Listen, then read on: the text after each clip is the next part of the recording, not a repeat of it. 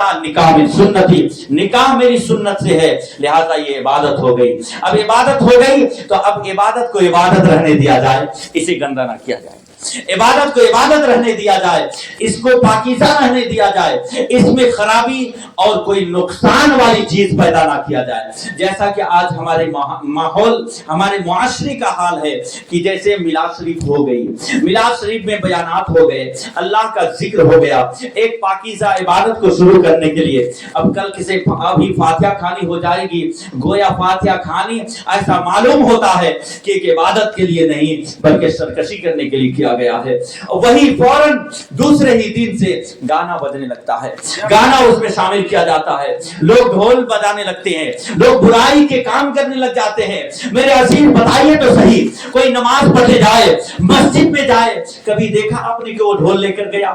کبھی مسجد میں وہ کوئی جائے، کبھی آپ نے دیکھا کہ وہاں جا کر کے کوئی ہردنگ بازی کرتا ہو؟ کبھی نہیں دیکھا۔ مسجد کیوں؟ اس لیے کہ نماز پڑھنے کے لیے گیا ہے، وہ عبادت کرنے کے لیے گیا ہے۔ کبھی آپ نے دیکھا کہ کوئی حج کرنے گیا ہو تو ڈھول لے کر کے گیا ہو؟ کبھی نہیں دیکھا۔ کبھی آپ نے دیکھا کوئی عمرہ پر گیا ہو اور عمرہ پہ جاتے ہوئے ناچتا ہو؟ کبھی نہیں دیکھا۔ اسی طرح سے اور عبادتوں کو آپ دیکھیں، شریعت کی کل عبادات کو دیکھیں، کبھی بھی بندہ اس میں ناچتا نہیں ہے، کبھی سرکشی نہیں کرتا، کبھی ڈھول نہیں بجاتا، کبھی ماں بہنوں کی بے حرمتی نہیں کرتا، کبھی عورتیں ننگے سر نہیں آتی۔ گویا عبادت ہے تو عبادت کو عبادت رہنے دیا جائے۔ اب اسی نکاح کو جب نکاح کے کام پر انجام دیا جائے، جب نکاح کے جو طریقے ہیں، جو نکاح کو جب انجام دیا جائے تو پھر عبادت کی طرف کیا جائے۔ وہ کرنا ایسے ہے جیسے میرے آقا نے نکاح کیا، اور نکاح ایسے کیا جائے جیسے بزرگان دین نے نکاح کیا ہے، جیسے علماء صالحین نے نکاح کیا ہے۔ وہ کیسے نکاح کرتے تھے؟ وہ آقا کریم فرماتے، سنو، نکاح کرنے کے لیے سب سے بہتر جگہ مسجد ہے، سب سے بہتر جگہ مسجد ہے، اس لیے کہ مسجد میں اعلان بھی ہو جائے گا اور مقصد نکاح بھی پورا ہو جائے گا، نکاح کا مقصد بھی پورا ہو جائے گا۔ تو آقا کریم نے کہا، سنو، نکاح کرنا ہے تو نکاح کرنے کے لیے دنیا کی سب سے بہتر جگہ وہ ہے، چونکہ عبادت سب سے بہتر جگہ میں کی جاتی ہے، لہذا نکاح عبادت ہے تو عبادت کو عبادت والی جگہ میں کی جائے۔ اسی لیے آقا کریم نے فرمایا کہ نکاح مسجد میں کرو اور اعلان مسجد سے کرو تو مقصد تمہارا ایسا ہو گیا، گویا جس طرح سے عبادت کو کرنی چاہیے تھی ویسے تمہاری یہ عبادت نکاح بھی ہو گیا۔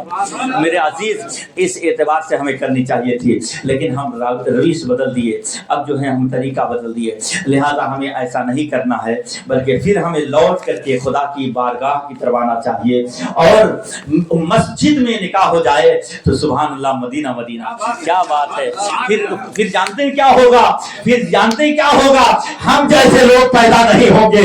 جب تک مسجد میں نکاح ہوتا رہا اس وقت تک غوث اعظم پیدا ہوتے رہے، جب تک مسجد میں نکاح ہوتا رہا کوئی خواجہ غریب نواز پیدا ہوتا رہا، جب تک مسجد میں نکاح ہوتا رہا کوئی زمانے کا امام بخاری پیدا ہوتا رہا، جب تک مسجد میں نکاح ہوتا رہا تب تک صاحب ابن ماجہ پیدا ہوا، جب تک مسجد میں نکاح ہوا ہے کوئی امام شافعی پیدا ہوا ہے، جب مسجد میں نکاح ہوا ہے تو کوئی عمر بن عبدالعزیز پیدا ہوا ہے، جب مسجد میں نکاح ہوا ہے تو کوئی صلاح الدین ایوبی پیدا ہوا ہے، کوئی جب تک مسجد میں نکاح ہوا ہے تو پھر امام احمد رضا پیدا ہوا ہے۔ یہ مسجد میں نکاح ہونے کی برکت تھی۔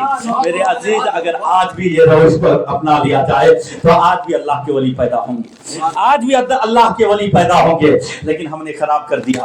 ہوتا یوں ہے، ہم سامنے ہوتے ہیں، ادھر مولانا صاحب ہیں، ادھر پیر صاحب ہیں، ادھر سارے وہ زمانے کے نیک لوگ بیٹھے ہیں، صالح لوگ بیٹھے ہیں، ادھر ناچ بھی رہا ہے، ادھر کوئی کسی کو گالی دے رہا ہے، کوئی شادی کے نام پر کھانا برباد کر رہا ہے، کوئی دوسرے کو جو ہے اپنی عزت دور ہو جائے گی اس معنی کر کے کوئی اپنی عزت کو چھپانے کے لیے نہ جانے کیسی کیسی حرکتیں کر رہا ہے۔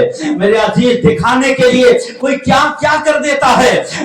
شریعت دیکھنا نہیں چاہتی ہے، شریعت تو یہ چاہتی ہے کہ عبادت کتنا پختہ کرتا ہے۔ شریعت یہ چاہتی ہے کہ جو نیک عمل کر رہا ہے وہ خدا کی رضا کے لیے کتنا کرتا ہے۔ جب رضا کے لیے کرے گا تو پھر اللہ اسے से जो उन दोनों जोड़ों से जो बंदा देगा वो गुलाम उमर इब्न अब्दुल अजीज देगा। उमर इब्न अब्दुल अजीज कौन है मालूम है आपको? जिन्होंने मक्का, मदीना, ताइफ पर गवर्नर की हैसियत से हुकूमत किया। और वो भी उम्र कितनी थी? 25 साल, फकत 25 साल की उम्र में मक्का में, मदीना में, ताइफ में उन्होंने हुकूमत किया। और 36 साल की उम्र में पूरे आलम अरब में हुकूमत की।